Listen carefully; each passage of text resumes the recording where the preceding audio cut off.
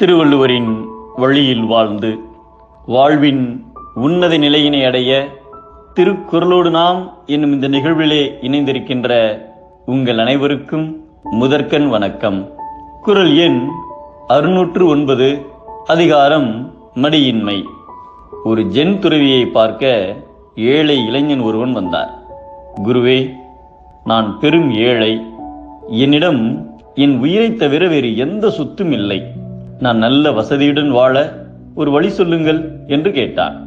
இளைஞனை ஏறிட்டு பார்த்த துறவி சற்று யோசித்தார். பிறகு அந்த இளைஞனிடம், நான் 5000 ரூபாய் தருகிறேன், உன் கைகளை வெட்டி என்னிடம் கொடு என்றார். அதை கேட்ட இளைஞன், 5000 ரூபாய்க்காக என் கைகளை இழக்க முடியாது என்று கூறினான். அப்படியானால் நான் உனக்கு 15000 ரூபாய் தருகிறேன், உன் கால்களை கொடு என்றார் துறவி. அதற்கும் அந்த இளைஞன் ஒப்புக்கொள்ளவில்லை.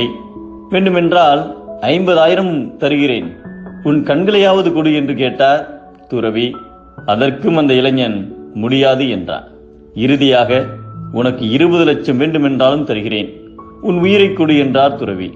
நீங்கள் எவ்வளவு பணம் கொடுத்தாலும் நீங்கள் சொல்வதை என்னால் செய்ய முடியாது. என் உடலிலிருந்து ஒன்றை கூட நான் தரமாட்டேன் என்றான் அந்த இளைஞன். அதற்கு துறவி அந்த இளைஞனிடம், உன்னிடம் உன் உயிரை தவிர வேற எந்த சொத்தும் இல்லை. ஆனால் எவ்வளவு பெரிய தொகையை கொடுத்தாலும் கொடுக்க விரும்பாத விலை மதிப்பற்ற உயிரை கொண்டுள்ள நீ எவ்வாறு ஏழையாக முடியும்? மேலும் உன் உடல் உறுப்புகளை கடவுள் நன்றாக படைத்திருப்பதால் உன் மீதும் உன் உழைப்பின் மீதும் நம்பிக்கை கொள். ஓயாமல் உழைத்தால் உன் உழைப்பே நீ வசதியாக வாழ வழிகாட்டும். உன்னுடைய உழைப்பே மிகப்பெரிய சொத்தாக மாறும். ஆகவே உழைத்து வாழ்க்கையில் முன்னேறு என்று கூறினார். இளைஞனும் தன்னம்பிக்கையுடன் திரும்பி வந்தார்.